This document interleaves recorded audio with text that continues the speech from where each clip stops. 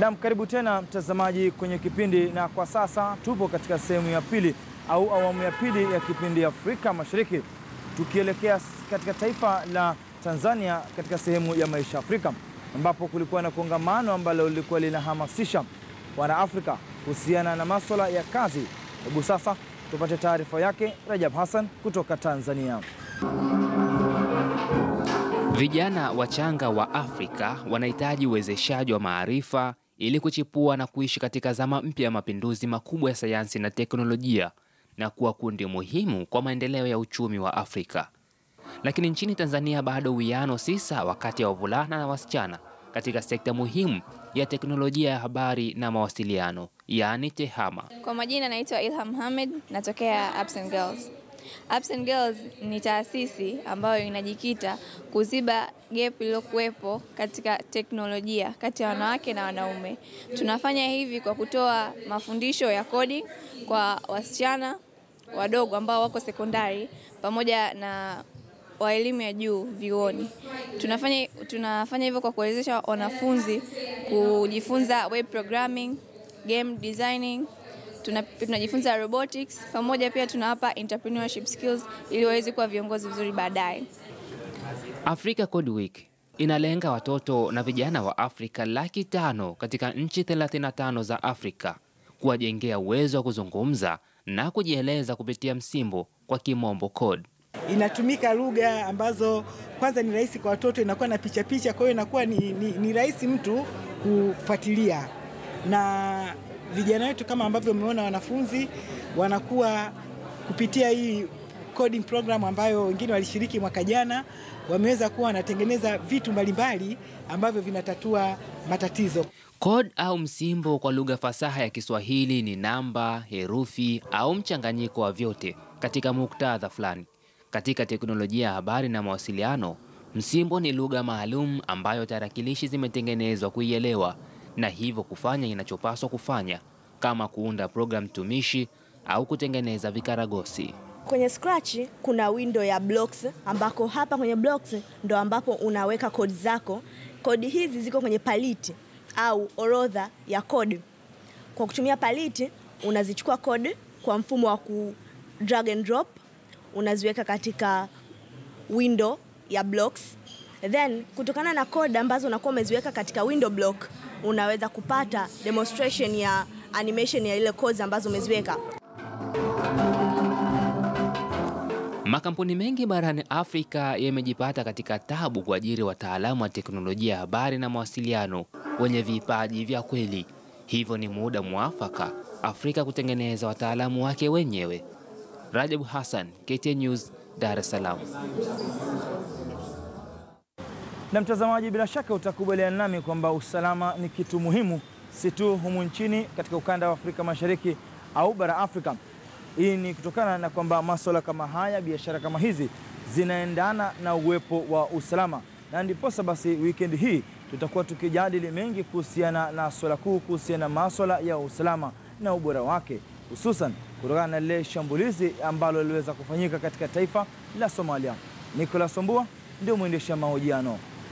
Shukran sana mwenzangu Francis Mtalaki. Niko hapa katika jiji kuu la Kenya ambalo ni jiji la Nairobi. Siku ya leo tukizungumzia swala la uhusiano ama mahusiano ya taifa la Somalia na mataifa ya Afrika, na hasa hapa katika kanda ya Afrika Mashariki. Na siku leo niko naye Mohamed Abdullahi ambaye pia amekuwa mwanahabari kuanzia mwaka 1966 na kwa sasa ni mchanganuzi wa masuala ya siasa katika kanda hii ya Afrika Mashariki, kuzungumzia mengi zaidi kuhusiana na hili swala, na hasa baada ya shambulizi la Somalia ambalo limeacha zaidi ya watu 300 wakiwa wameuawa, shambulizi la mapema wiki hii mtazamaji. Kwa hivyo basi kwa sasa tunajiunga naye huyu Mohamed Abdullahi.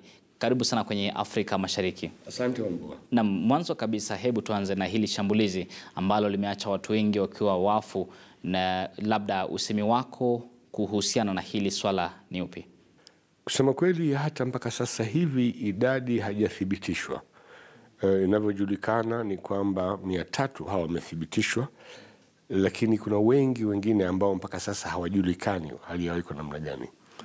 Na wengine wamekuja hapa nchini Kenya, wameletwa, nafikiri walikuwa 7 hivi. Kuna wengine walipelekwa Sudan na mmoja wao alifariki katika ndege. Kwa hiyo idadi inazidi kuongezeka na majeruhi ni zaidi ya 500. Ni janga kubwa sana lililoipata Somalia kwa mara ya kwanza. Kama unavyoelewa, watu waliokufa hapo wote walikuwa ni raia wa kawaida, akina mama, wazee, watoto, watu wa kawaida tu. Wengine ni watu walikuwa wametoka Marekani, wamehamia huko wakarudi nchini kuja kushiriki katika mambo ya maendeleo, kuanza biashara. Kwa hiyo imekuwa majonzi, majuto na msiba mkubwa sana kwa Somalia. Na kuonesha kishindo cha matukio hayo ni kwamba ingawaje kuna tuhuma na tetesi zinazosema kwamba hii ni hujuma nyingine iliyofanywa na Al-Shabaab, lakini mpaka sasa hivi hakuna aliyesema kwamba ndiyo alifanya haya mashambulizi.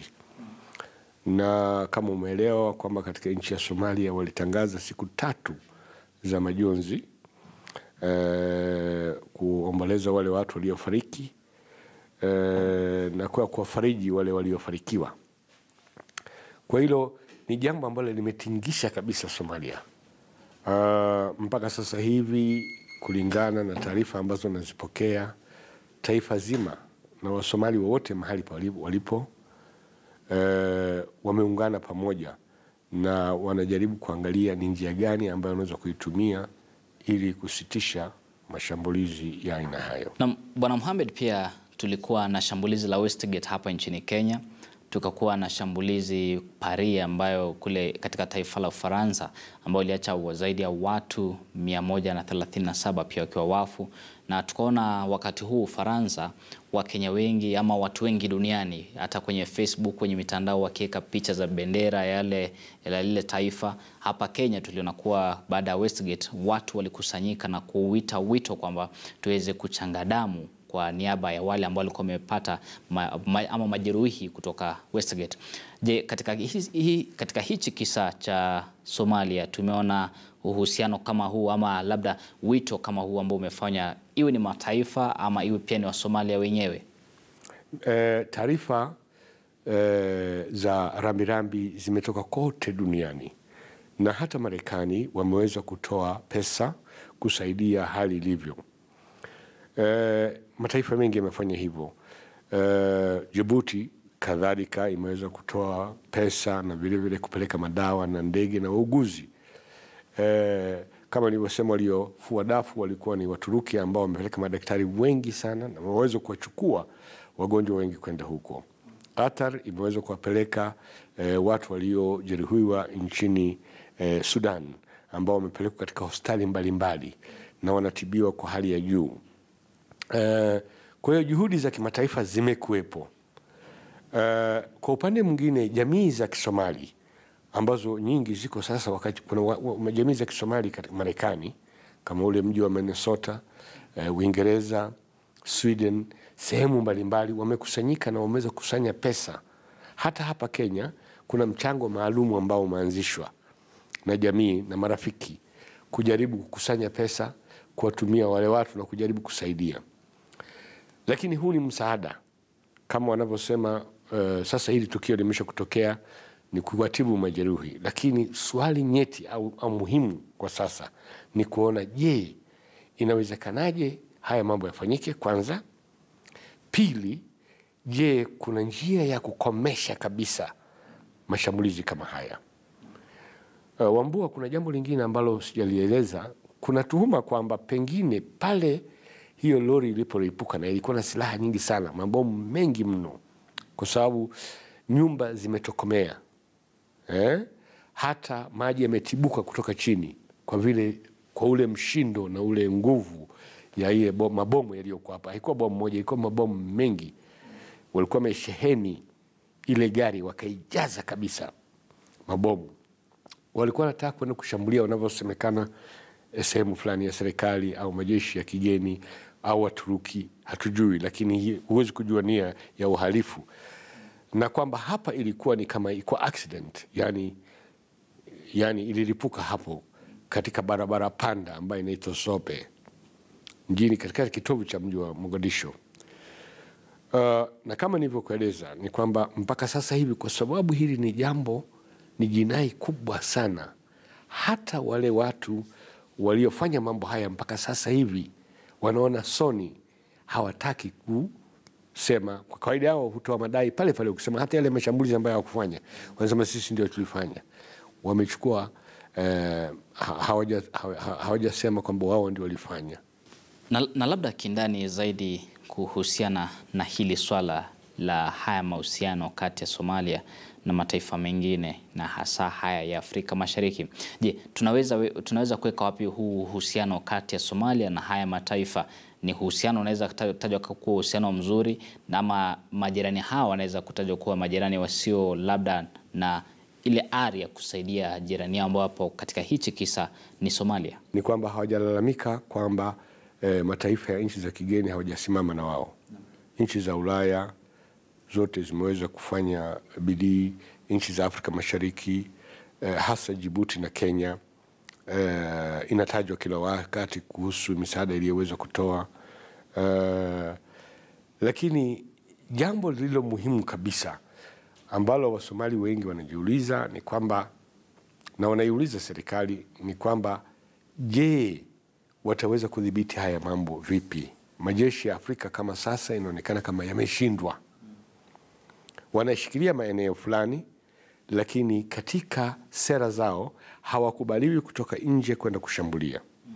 Na hiyo inahitaji juhudi ya jeshi, kwa sababu wa jamaa wametawanyika.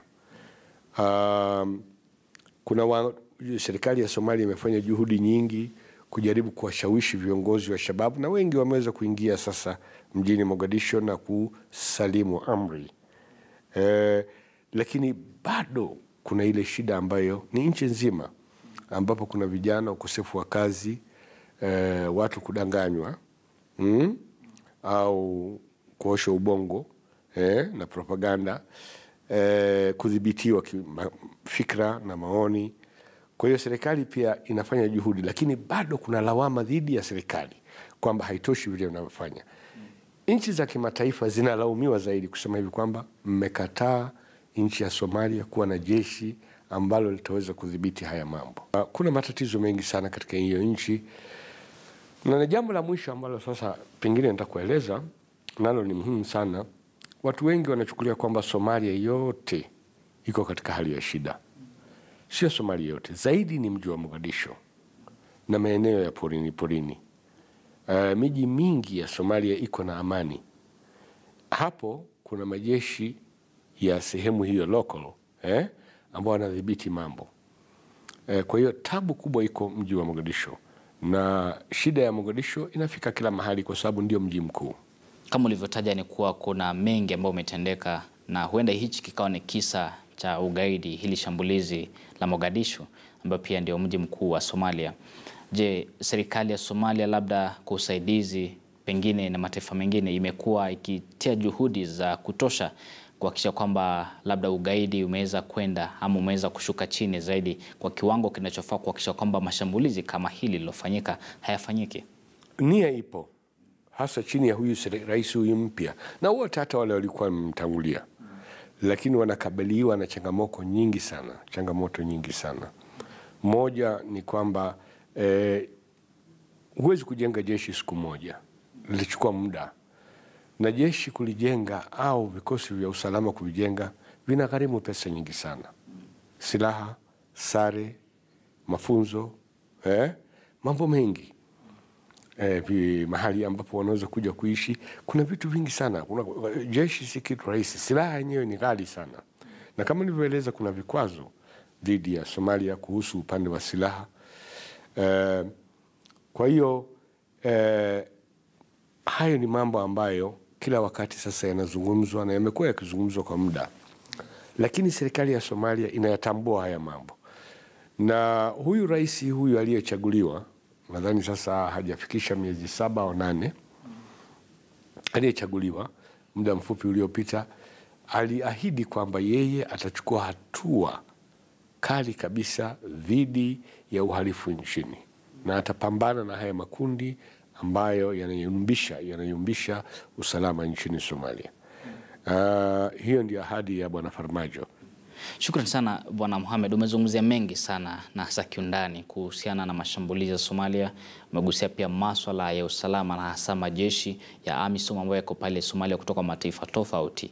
Lakini mwisho kabisa ningependa nikuulize kuhusiana na hili swala la mahusiano kati ya Somalia na mataifa mengine ya hapa Afrika Mashariki na Afrika kwa ujumla na hata mataifa ya mmoja wa kimataifa.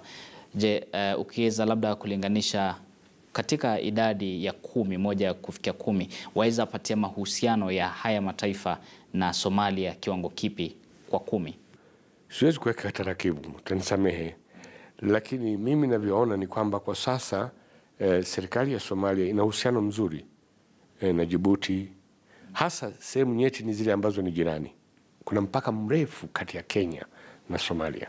Kuna mpaka mrefu kati ya Somalia na Ethiopia. Kuna mpaka ambao si mrefu sana lakini mrefu kwa kiasi kati ya Djibouti na Somalia. Ingawaji ule mpaka wa Djibouti na Somalia ni ile sehemu ambayo inaitwa Somaliland, ambayo iko kaskazini ambapo hakuna vita na kuna amani kabisa.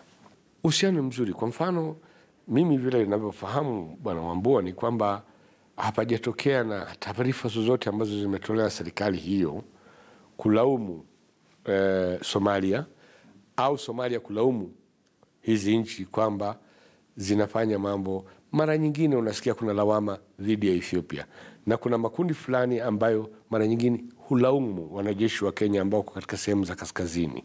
Wanasema wanajeshi hao waondoke. Lakini shida iliyoko ni kwamba katika hiyo hoja ni kwamba si wanajeshi wa Kenya tu wako hapo. Kuna wanajeshi na wanajeshi chini wako chini ya Umoja wa Afrika. AMISOM, majeshi ya Afrika katika nchini Somalia. Kwa hiyo kulaumu kitengo kimoja na kusahau kuacha vitengo vingine pia inaonekana na Somalia wamegawanyika kwa swali hili. Asante sana Bwana Abdullahi kwa kujiunga nasi kwenye Afrika Mashariki. Asante. Na Francis Mtalaki, huyu amekuwa ni Mohamed Abdullahi, amewahi kuwa mwanahabari katika Voice of Kenya, pia BBC na hapa katika shirika la Standard Group pia amewahi kuhudumu kama mwanahabari. Tajriba yake ikianzia hapo mwaka 1966. Hivyo basi amekuwa akiangazia haya masuala ya siasa za hapa katika kanda ya Afrika Mashariki kindani. Na kwa sasa kuhusiana na hili swala la taifa la Somalia, anasema kwamba huenda hata labda kuna maafa mengi zaidi kutokana na hili shambulizi la mapema wiki hii. Na hivyo basi pia anasema kuwa uhusiano kati ya taifa la Somalia na mataifa haya ya Afrika Mashariki japo haujaimarika, kuna hatua ambazo zimeweza kuwekwa na haya mataifa na pia taifa la Somalia lenyewe kuhakikisha kwamba haya mataifa yote yaliyo katika hii kanda ya Afrika Mashariki pamoja na majirani kwamba wote wameweza kuungana pamoja na kusaidiana wakati wa haya majanga. Kwa hivyo basi Mtalaki, ningependa niregeshe kwako tuendelee na kipindi cha Afrika Mashariki. Na asante sana Nicholas Wambua kwa mahojiano hayo. Mtazamaji, ndio tunafunga sehemu ya pili ya kipindi Afrika Mashariki hapa KT News. Nitachukua mapumziko mafupi, lakini kirudi zipo taarifa tele ambayo tumeweza kukuandalia zinahusiana na bara Afrika na dunia nzima. Hivyo basi usiondoke, narudi katika muda mchache tu.